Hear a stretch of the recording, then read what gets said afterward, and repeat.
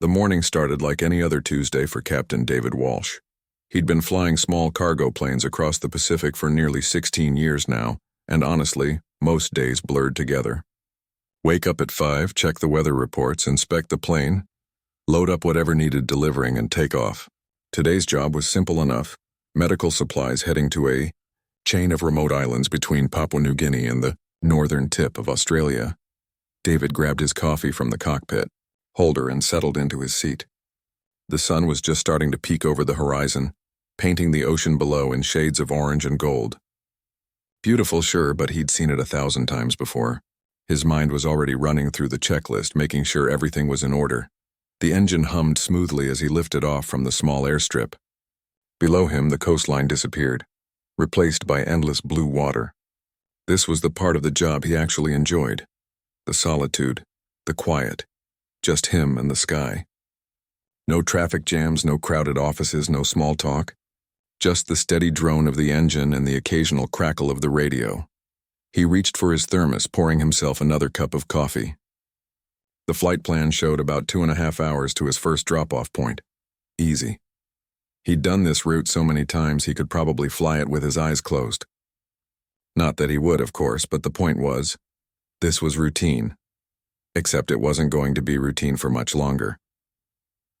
About 40 minutes into the flight, David noticed something odd. The fuel gauge was dropping faster than it should. At first he thought maybe he was seeing things. He blinked, rubbed his eyes, looked again. No, definitely dropping too fast. His stomach tightened. In all his years of flying, he'd dealt with equipment issues before, but fuel problems were always serious. He tapped the gauge, hoping it was just a faulty reading. Sometimes these older planes had instruments that acted up, but the needle kept falling. This wasn't a glitch. This was real. David immediately reached for the radio. "This is Cargo Flight 729er requesting assistance. I've got what looks like a fuel leak. Repeat, possible fuel leak." The response came through with static. "Copy that, 729er. What's your current position?" He rattled off his coordinates, his eyes constantly flicking between the fuel gauge and the empty ocean below. The voice on the other end paused, probably checking maps. "Nearest suitable landing site is Makira Island, approximately 40 kilometers northeast of your position. Can you make it?" David did quick mental calculations. 40 kilometers. With the rate his fuel was dropping, it would be tight. Really tight. Affirmative. Adjusting course now. His hands moved with practiced efficiency, banking the plane and setting a new heading. His heart was pounding, but his movement stayed calm and controlled. Panic was the enemy in situations like this. Years of training and experience kicked in automatically. He watched the ocean pass beneath him, each wave looking identical to the last. The fuel gauge kept dropping. 20 minutes passed. 30. He should be seeing Makira Island by now. Where was it? David checked his instruments again, compared them to his chart. Something was wrong. He'd definitely traveled far enough, but there was no island in sight where Makira should be. Had he miscalculated? Was he off course? Then he saw it. Not Makira, but something else. A small island, maybe 2 kilometers across, covered in green vegetation. It definitely wasn't on his charts, or if it was too small to be labeled. But at this point, David didn't have a choice. His fuel was critically low. If he tried to push on looking for Makira, he might end up ditching in the open ocean. At least this island had a beach. 729er, I'm not at Makira. I've got visual on an uncharted island. I'm going in for emergency landing. The radio crackled. Understood, 729er. Good luck. David circled the island once, sizing it up. The beach on the northern side looked like his best bet. Long enough, relatively flat. No signs of people, no buildings, nothing but sand and trees. He took a deep breath and began his descent. The approach was rough. Wind gusts buffeted the small plane, and David had to fight to keep it steady. His hands gripped the controls, knuckles white. The beach was rushing up to meet him, faster than he'd like.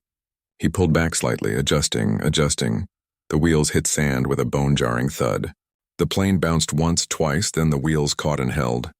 But they were moving too fast. David slammed on the brakes, but in loose sand they didn't have much effect. The plane skidded sideways, kicking up huge plumes of sand. The tree line was getting closer. Too close. Come on, stop," David muttered through clenched teeth. The plane finally shuddered to a halt about 20 feet from the jungle edge. David sat frozen for a moment, his hands still gripping the controls, his breath coming in short gasps. Then slowly the reality sank in. He was down. He was alive. The plane was in one piece, more or less. He let out a long, shaky breath and slumped back in his seat. His hands were trembling now that the adrenaline was starting to fade. He looked out the cockpit window at the empty beach, the wall of green jungle beyond, the endless ocean stretching to the horizon in every direction. He was stranded, alone, on an island that probably wasn't even on any official maps. David reached for his radio and sent out a distress signal, including his approximate coordinates. He explained his situation: fuel leak, emergency landing, requesting rescue. The response came back confirming they'd received his message and would dispatch help as soon as possible. But as soon as possible could mean hours, maybe even days depending on weather and available resources. He unbuckled his harness and climbed out of the plane. His legs felt wobbly as his feet hit the sand. The sun was higher now, beating down hot and bright. The beach was beautiful, actually. White sand, clear turquoise water, gentle waves lapping at the shore. Under different circumstances, this could have been a vacation spot. David walked around the plane, inspecting the damage. The landing gear looked okay, surprisingly. The fuselage had some scrapes, but nothing catastrophic. The real problem was the fuel line. He could see it now, a small crack, probably from a weak seal that finally gave out. Fixable if he had the right parts, which he didn't. He pulled out his emergency supplies from the cargo hold. Water bottles, some dried food, a first aid kit, flashlight, basic tools. Enough to survive for several days if needed. He had his phone too, but predictably, there was no signal out here. The smart thing to do was stay with the plane. Rescue crews would be looking for his last known position, and the plane would be much easier to spot from the air than a single person wandering through the jungle. He could set up a signal fire, maybe use some of the plane's reflective surfaces to create signals. David set up a basic camp near the plane, using the shade of the wing to escape the brutal midday sun. He rationed out some water and food, trying to calculate how long his supplies would last. Then he sat down in the sand and waited. The island was quiet except for the waves and occasional bird calls. No sounds of boats or planes, no signs of human presence anywhere, just him and nature. As the afternoon wore on and the sun began its slow descent toward the horizon, David decided he should at least explore a little. Find fresh water if possible, get a sense of the island's size and resources. He wasn't going to wander far, just a quick reconnaissance mission. He grabbed his flashlight and a bottle of water, then headed toward the tree line. The jungle was thick, the air humid and heavy. Vines and undergrowth made walking difficult, but he pushed through, marking his path so he could find his way back. That's when the feeling started. The sense that something wasn't quite right.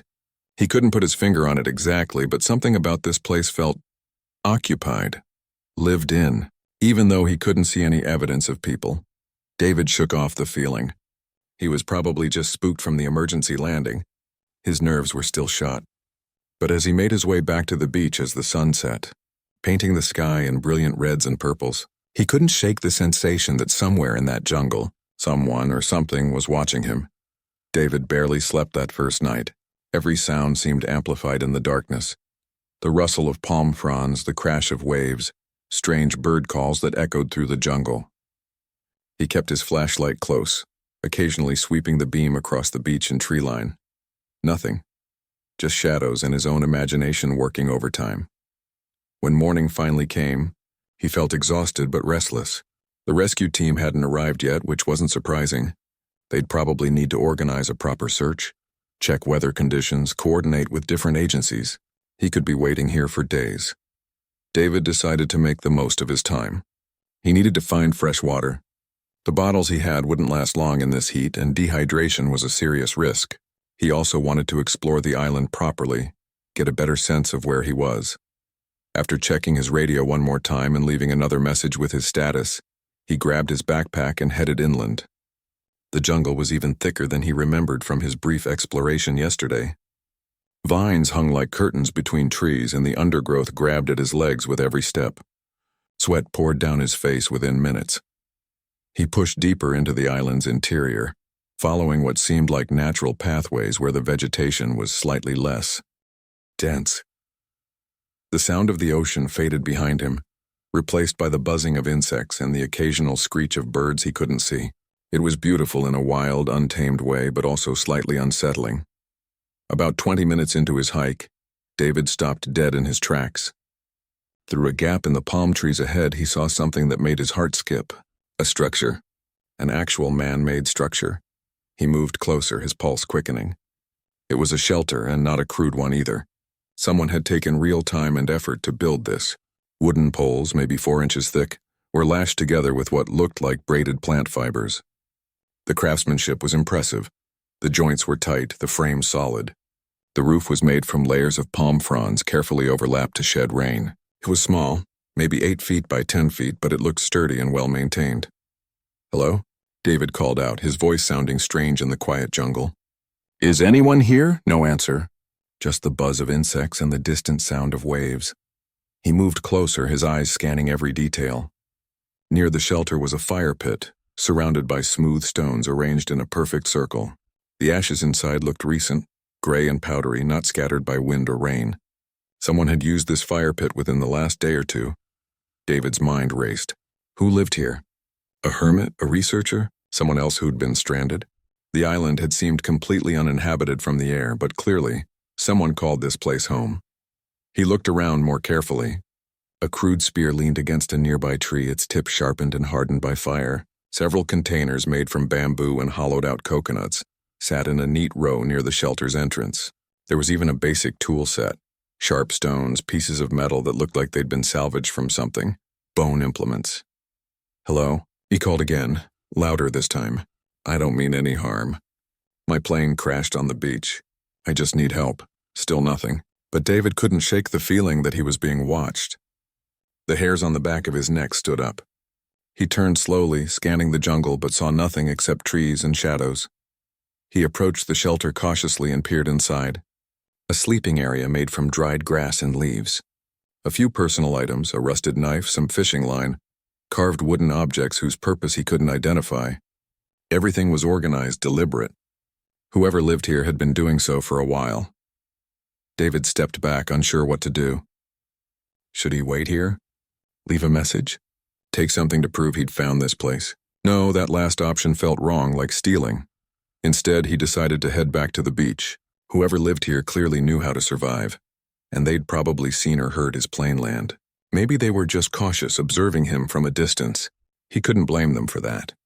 A stranger suddenly appearing on your isolated island would make anyone wary. As he made his way back through the jungle, David kept looking over his shoulder. That feeling of being watched never went away. Once he thought he saw movement in his peripheral vision, a flash of something between the trees. But when he turned to look, there was nothing there. Back at the beach, David tried to focus on practical matters. He attempted to repair his radio, hoping to boost the signal. He organized his supplies. He even started collecting driftwood for a signal fire. But his mind kept drifting back to that shelter in the jungle. The afternoon dragged on, hot and slow. David rationed his water carefully, taking small sips even though his throat felt constantly dry. He was starting to worry about dehydration. He needed to find a water source soon. As the sun began to set on his second day on the island, David made one more trip to the shelter. This time he brought something with him, a folding knife from his emergency kit. Not as a weapon, but as a gift, a peace offering. He placed it carefully near the fire pit on a flat rock where it would be easily visible. Then he spoke to the empty jungle, feeling a bit foolish but doing it anyway. "I left you something, a knife. I don't need it as much as you might. I'm David, by the way. I'm a pilot. My plane had a fuel leak and I had to make an emergency landing here. Rescue should come soon, but until then, I could really use some help, especially finding fresh water." He waited for a moment, listening, nothing. He sighed and turned to leave. That's when he heard it, a sound behind him so soft he almost missed it. A footstep? The snap of a twig. He spun around but saw only jungle and shadows. His heart pounded. "Please," he said to the emptiness. "I'm not here to cause trouble. I just need water." He walked back to the beach, that prickling sensation of being watched following him the entire way. When he reached his camp, he looked back at the tree line one more time. Was that a shape moving between the palms, or just his imagination? David settled in for another night. the mystery of the island's inhabitant weighing on his mind. Who were they? Why were they here? And why wouldn't they show themselves? The next morning, David woke with the sunrise and immediately went to check on the shelter. He had to know if his gift had been accepted. The walk through the jungle felt familiar now, and he found his way easily. The knife was gone. In its place, on that same flat rock, was something else. 3 fish freshly caught and already cleaned. Their scales still glistened with moisture. They couldn't have been there more than an hour or two. David stared at them in amazement. Someone had taken his gift and left one in return. It was a communication, a gesture. Not quite trust, but acknowledgement. A sign that he wasn't alone, and that whoever shared this island with him wasn't hostile. He carefully picked up the fish, wrapping them in large leaves he found nearby. Fresh protein would help his strength. But more than that, this exchange gave him hope. Whoever was out there watching him, they weren't an enemy. Maybe, given time, they'd reveal themselves. Over the next 2 days, David developed a routine. He'd check his radio, work on signal fires, maintain his camp. And twice a day, he'd visit the shelter. Each time, he'd leave something small. A water bottle, some of his emergency rations, a first aid kit, a length of rope. And each time the items would disappear, sometimes replaced by gifts in return. More fish. Fresh fruit he didn't recognize but tasted sweet and safe. Once, a hollowed bamboo container filled with fresh water. It was the strangest relationship David had ever had. 2 people sharing an island, helping each other, but never meeting face to face. He'd catch glimpses sometimes. A shadow moving quickly through the trees. A disturbance in the foliage that suggested someone had just passed through. But never a clear look. On the 4th night, as David lay under the stars listening to the ocean, he wondered about this mysterious person. What was their story? How long had they been here? Were they stranded like him? Or had they chosen this isolation? He didn't have answers yet, but something told him that soon, very soon, the mystery would reveal itself. The island felt different now, charged with anticipation. Something was about to change. David woke up before dawn on his 5th day on the island. Something had disturbed his sleep, though he couldn't say exactly what. A sound, maybe, or just that instinct you get when something isn't quite right. He lay still for a moment, listening to the darkness around him. There it was again. A soft rustling sound, too deliberate to be the wind. It was coming from near the tree line, maybe 30 feet away. David's hand reached slowly for his flashlight. His heart was pounding so hard he was sure it could be heard across the entire beach. He flicked on the light and swept it toward the jungle edge. For just a split second, he saw it. A face, pale and weathered, framed by wild hair that hung in tangles, eyes that caught the light and reflected it back like an animal's. Then just as quickly it was gone, disappearing into the darkness of the jungle. "Wait," David shouted, scrambling to his feet. "Please don't go. I just want to talk." He ran toward the trees, his flashlight beam bouncing wildly as he moved. But by the time he reached the spot where he'd seen the face, there was nothing. Just the dense wall of vegetation and the sound of his own heavy breathing. "I'm not going to hurt you," he called into the darkness. "I promise. I just want to meet you. To say thank you for the food and water." Silence. The jungle had swallowed whoever it was completely. David stood there for several minutes, shining his light into the trees, hoping for another glimpse. Nothing. Eventually, he walked back to his camp, too wired to sleep anymore. As the sun rose, painting the sky in shades of pink and orange, David sat on the beach and thought about what he'd seen. The face had been human, definitely human. But there was something about it. The wildness, the wariness that reminded him of animals he'd seen. This was someone who'd been alone for a very long time. Over the next 2 days, David caught several more glimpses of his mysterious island companion. A figure watching him from a rocky outcrop as he worked on his plane. A shadow moving through the trees while he bathed in a small freshwater pool he'd discovered. Once he turned around quickly and saw someone dart behind a large tree trunk, but by the time he approached, they were gone again. It was like being watched by a ghost. Always there, always just out of reach. David tried everything he could think of to make contact. He left notes near the shelter, explaining who he was and why he was there. He sat near the fire pit for hours, hoping the person would approach. He even tried following the footprints he sometimes found in the soft earth, but they always led to rocky areas where the trail disappeared. The gift exchanges continued. David would leave items near the shelter, and they'd be replaced by food or water. But there was never any direct contact. It was frustrating, but David tried to be patient. Whoever this person was, they had their reasons for staying hidden. On the 7th day, something changed. David was checking his plane's radio again, trying to figure out if he could boost the signal somehow. The rescue team had been in contact periodically, but bad weather had delayed their arrival. They'd promised to reach him within the next few days, but David was starting to wonder if they'd forgotten about him entirely. He was so focused on the radio that he didn't hear the footsteps approaching behind him. When a voice spoke, he nearly jumped out of his skin. "Your wing is damaged." David spun around so fast he almost fell. Standing about 20 feet away was a man. Not hiding in the shadows this time, but standing right there in the open sunlight. The man looked to be in his 50s, maybe older. It was hard to tell because his face was so weathered and tanned by the sun. His beard was long and gray-streaked, hanging down to his chest. His hair was even longer, tied back with what looked like braided plant fiber. He wore shorts that had clearly been patched and repaired many times, and a shirt that was more holes than fabric. But it was his eyes that struck David the most. They were clear and intelligent, studying David with an intensity that was almost uncomfortable. These weren't the eyes of someone who'd lost their mind to isolation. This was someone who'd adapted, who'd survived, who'd figured out how to live in a world most people couldn't imagine. Yes, David managed to say, his voice coming out rougher than he intended. He cleared his throat and tried again. The landing was rough. Damaged the wing strut. I can't fly her out of here until it's fixed. The man nodded slowly, taking a few steps closer. He moved carefully like someone approaching a skittish animal. David realized that's probably exactly what he was doing. They were both being cautious, neither quite sure what to make of the other. "I'm David," he said, keeping his hands visible and his movements slow. "David Walsh, I'm a cargo pilot. Or I was anyway before I ended up here." The man was quiet for a long moment, as if deciding whether to respond. When he finally spoke, his voice was rough from disuse with an accent David couldn't quite place. "British, maybe?" "William," he said simply.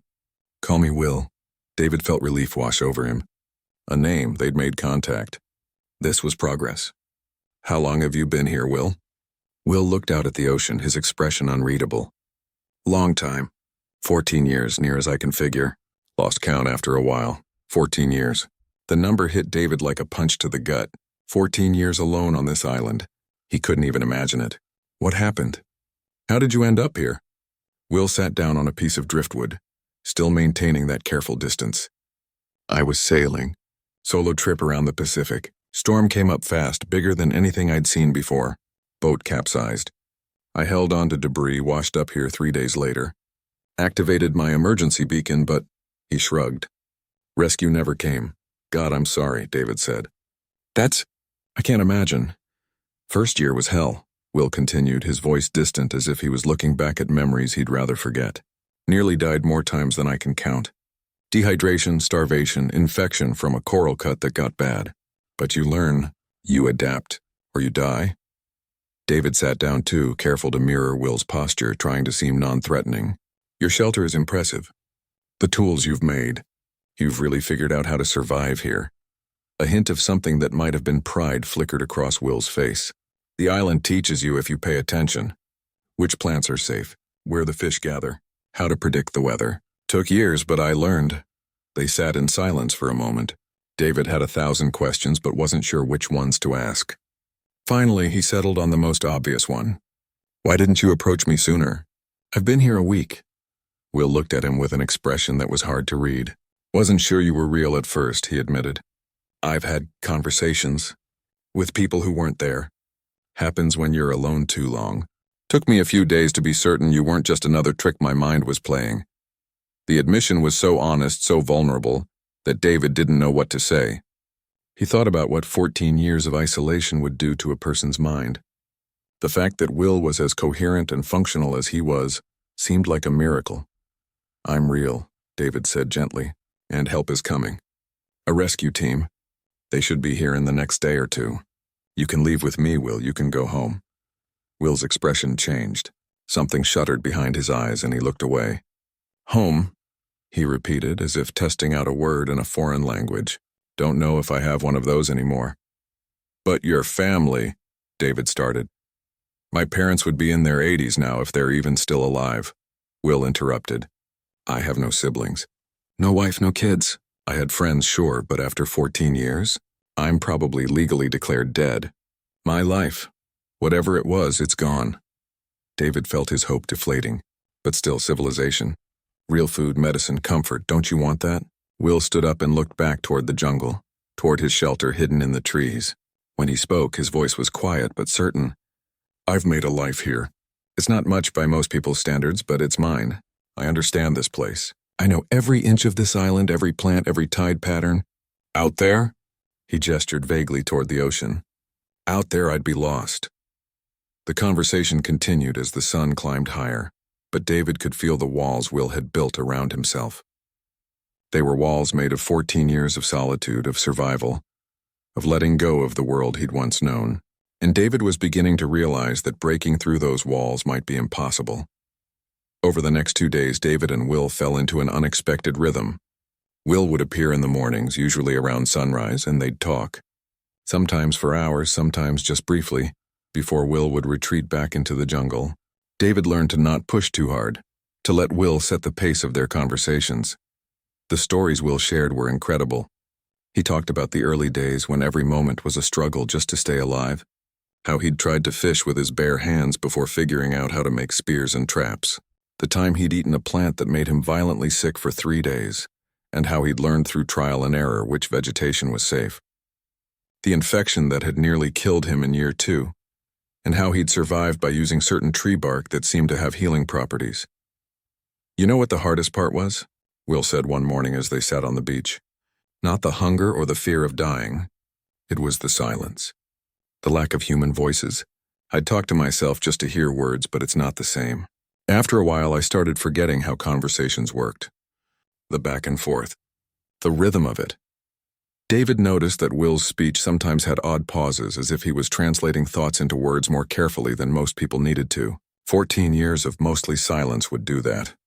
What made you keep going? David asked. In those early days when it was so hard, what stopped you from just giving up? Will was quiet for a long time, staring out at the ocean. Spite, maybe, he finally said with a slight smile. I was angry at the storm, at my boat for failing, at my beacon for not working. I wasn't going to let this island beat me, and then after a while I wasn't surviving out of anger anymore. I was surviving because I'd learned how, because I'd built something here. David understood what Will meant. The shelter wasn't just protection from weather. It was proof that Will had mastered his environment, that he'd won. On the afternoon of David's 9th day on the island, they heard it, the distant thump of helicopter rotors. David jumped to his feet, his heart racing. That's them! That's the rescue team. He looked at Will, who had also stood but hadn't moved toward the beach. This is it, Will, you can leave. Come with me. Will's expression was conflicted, emotions playing across his weathered face that David couldn't quite read.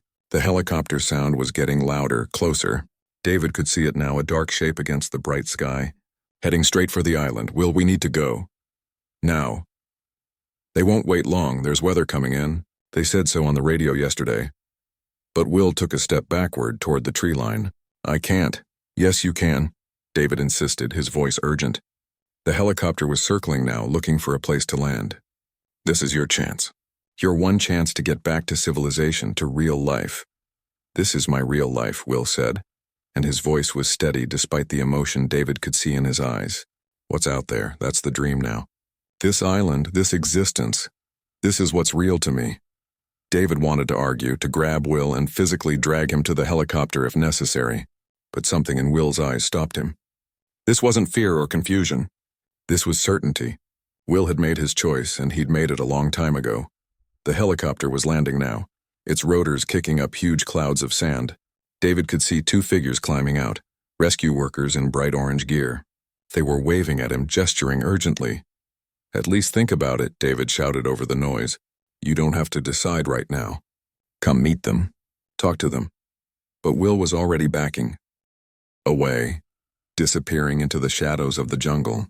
Tell them you found signs of someone but no one here now. Let me be at peace, David, please. Then he was gone, vanished into the green as completely as if he'd never existed. David stood frozen, torn between two impossible choices. The rescue workers were approaching now, one of them calling out to him. "Mr. Walsh? Are you injured? We need to leave soon. Weather's turning bad." David made a split-second decision. He ran toward the helicopter, but instead of climbing in, he grabbed one of the emergency packs they'd brought. "Wait here. Just give me 2 minutes." He sprinted back toward the tree line before they could object, the heavy pack bouncing against his back. He found Will about 50 yards into the jungle, standing beside his shelter, watching. "If you won't come, then at least take this," David said, dropping the pack at Will's feet. He was breathing hard from both the running and the emotional weight of the moment. "Better supplies. There's a solar radio in there. You can listen to the world even if you don't want to join it. Medicine, tools, water purification tablets. Please, Will. If I can't save you, at least let me help you." Will looked at the pack, then at David. For a moment, David thought he might refuse, might insist he didn't need anything from the outside world. But then Will nodded slowly. "Thank you," he said simply. The rescue workers were shouting now, their voices urgent. David knew he had to go. "I'll tell them I searched but found no one." "Your secret is safe. Why?" Will asked. "Why would you do that?" David thought about it for just a second. "Because you're right. This is your home, and nobody should be forced to leave their home just because it's different from what everyone else considers normal." He turned to leave, then stopped. "I fly this route regularly. I'll check on you when I can. Look for smoke signals if you need help. Otherwise I'll just make sure you're okay." Will's eyes were bright with emotion he didn't put into words. He just raised one hand in acknowledgement, a gesture that seemed to carry 14 years of isolation, survival, and now, an unexpected friendship. David ran back to the helicopter. The rescue workers peppered him with questions as they helped him aboard. Was he injured? Had he seen signs of anyone else? Had he explored the whole island? "The island's empty," David said, hating the lie but knowing it was the right one. "I found some old shelters. Looks like maybe fishermen used to camp here temporarily. But no one lives here now." The helicopter lifted off and David pressed his face to the window, looking down at the island. He could see his plane on the beach, abandoned. They'd come back for it later with proper equipment. But more importantly, he could see a thin trail of smoke rising from deep in the jungle, Will's fire, a sign of life that only David would recognize for what it truly was. As the island shrank behind them, David felt a strange mixture of emotions. Relief at being rescued, guilt at leaving Will behind, but also respect. Will had made his choice, and it took a certain kind of courage to choose isolation over civilization, to value understanding and mastery over comfort and ease. One of the rescue workers handed David a bottle of water and an energy bar. "Rough week, huh?" the man said sympathetically. "You have no idea," David replied, but he was thinking about Will, not himself. The helicopter flew into thick clouds, and the island disappeared from view. David settled back in his seat, already planning. He'd file his report carefully, making sure nothing in it would prompt a search of the island.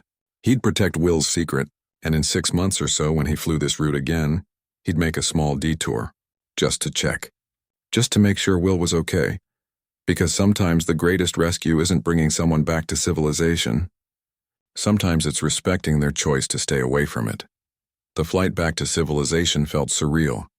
David sat in the helicopter, wrapped in a thermal blanket even though he wasn't cold, sipping water he didn't really want. The rescue workers were professional and kind, asking questions about his condition, checking him for injuries.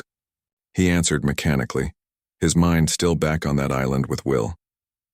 When they finally landed at the small airfield in Papua New Guinea, there was a whole group waiting. Aviation officials, medical personnel, even a couple of reporters who'd somehow caught wind of the story. David went through the motions, the medical check, the debriefing, the endless questions about what had happened. "And you're certain the island was uninhabited?" the aviation official asked for the 3rd time, studying David's face carefully. "Completely certain," David lied, meeting the man's eyes without flinching. "I explored as much as I could. Found some old structures, probably from fishermen who used to stop there, but no signs of recent habitation, no people." The official made notes, nodded, and moved on to questions about the fuel leak and the emergency landing. David answered them all, weaving Will's existence out of the story as completely as if he'd never been there at all. That night, in a hotel room that felt too soft and too quiet, David couldn't sleep. He kept thinking about Will alone again on that island. Had he made the right choice? Should he have tried harder to convince Will to leave? Should he have told the authorities the truth? But then he remembered the look in Will's eyes when he'd said, "This is my real life." The certainty. The peace. Will wasn't lost or confused. He'd found something on that island that most people spend their whole lives searching for. A sense of belonging, of purpose, of understanding his place in the world. The next few weeks were a blur. David's company was relieved he was safe, but concerned about the damaged plane. Insurance adjusters got involved. There were forms to fill out, statements to give, procedures to follow. David went through it all, keeping Will's secret locked tight in his heart. He returned to his normal life, flying his regular routes, delivering cargo to remote islands.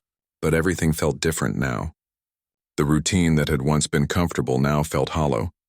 He'd look down at the endless ocean during flights and think about Will down there somewhere, living his simple but intentional life. About 2 months after the incident, David finally worked up the courage to check on Will. He filed a flight plan that would take him past the island, claiming he wanted to inspect the site where his plane had crashed for insurance purposes. Nobody questioned it. As he approached the island, David's heart pounded. What if something had happened to Will? What if the supplies hadn't been enough? What if he'd gotten sick or injured? The worries that had been quietly building for weeks suddenly felt overwhelming. He circled the island twice, flying low enough to see details but high enough not to attract too much attention, if anyone was monitoring his flight path. At first he didn't see anything, just green jungle and white beach exactly as he remembered. Then he saw it. Smoke. A thin column rising from the interior of the island near where Will's shelter was located. David felt relief wash over him like a wave. Will was alive. He was still there, but that wasn't all. As David banked for another pass, he noticed something on the beach. Large rocks arranged in a pattern. He dropped lower, squinting through the cockpit window. The rocks spelled out words, letters so big they could only be meant to be seen from the air. "Thank you." David felt his throat tighten with emotion. He dipped his wings twice, a pilot's salute, knowing Will was probably watching from somewhere in that jungle. Then he climbed back to altitude and continued on his route, a smile spreading across his face. That became David's routine. Every few months, whenever his flight path took him anywhere near that part of the ocean, he'd make a small detour.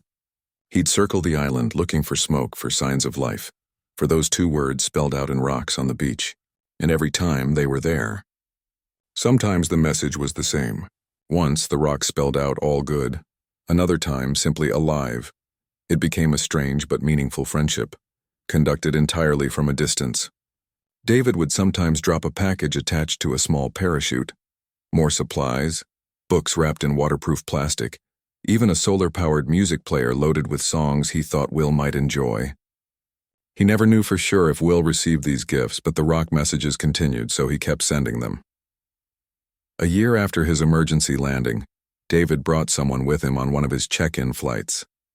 Her name was Rachel, and he'd been dating her for a few months. He'd finally told her about Will, unable to keep the secret entirely to himself anymore. She'd listened to the whole story without interrupting, and when he finished, she'd simply said, "Show me." So he did.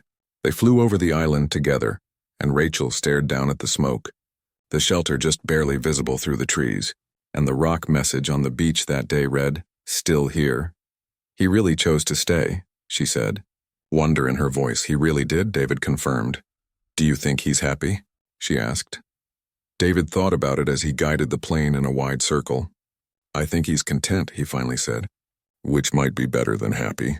He understands his world completely. How many people can say that? As the years passed, David continued his vigil. He got married to Rachel, as it turned out. They had a daughter. His life moved forward, filled with all the complexity and connection that comes with being part of human society. But he never forgot about Will sometimes. During difficult moments in his own life, when work was stressful, when family obligations felt overwhelming, when the noise and chaos of civilization got to be too much, David would think about Will, about the simplicity of his existence, the clarity of his purpose. It helped David put things in perspective. 5 years after the emergency landing, David flew over the island and saw something that made his heart stop. No smoke, no new rock messages. The beach looked different somehow, less maintained. He circled 3 more times, anxiety building in his chest. Had something happened? Was Will okay? Should he land? Should he call for a search team? Then on his 4th pass he saw it. A new message in rocks, but different from the others. These rocks were arranged in a shape, an arrow pointing inland, and next to it what looked like a peace symbol. David stared at it, trying to understand. Was Will telling him everything was okay? Was this goodbye? Or was it simply Will's way of saying he'd moved deeper into the island, built a new shelter, started a new chapter? David would never know for sure, but as he turned his plane toward home, he chose to interpret it optimistically. Will was still there, still surviving, still living life on his own terms. The arrow wasn't pointing away from the island. It was pointing deeper in. Will wasn't leaving. He was settling in even more permanently. That night, David told his daughter a story at bedtime. Not the real story, she was too young for that, but a modified version. A tale about a man who lived on an island, who'd learned to talk to the trees and swim with the fish, who'd found magic in solitude. Was he lonely, Daddy? His daughter asked, her eyes wide. David thought about it carefully before answering. No, sweetheart. I don't think he was. I think he found something most people never find. He found home. David continued to check on the island twice a year for the rest of his flying career. The messages changed occasionally, but there was always smoke, always signs of life. Will had made his choice, and he'd stuck with it. In a world where people constantly second-guess their decisions, where contentment feels impossible to achieve, Will had found his place and claimed it completely. And David? He'd learned something just as valuable. He'd learned that rescue doesn't always mean bringing someone back. Sometimes it means respecting where they want to be. Sometimes it means protecting someone's right to choose a different path, even when that path seems impossible to understand. Years later, when David finally retired from flying, he often thought about that week on the island. About the strange friendship he'd formed with a man he'd only spoken to a handful of times. About the lessons Will had taught him without even trying. The world is big enough for all kinds of lives, David would think. Room enough for those who crave connection and those who need solitude. Space enough for conventional paths and extraordinary choices. And somewhere out there, on a small unnamed island in the Pacific, smoke still rose through the jungle canopy. A signal that said, without words, I'm here. I'm alive. I'm exactly where I'm supposed to be.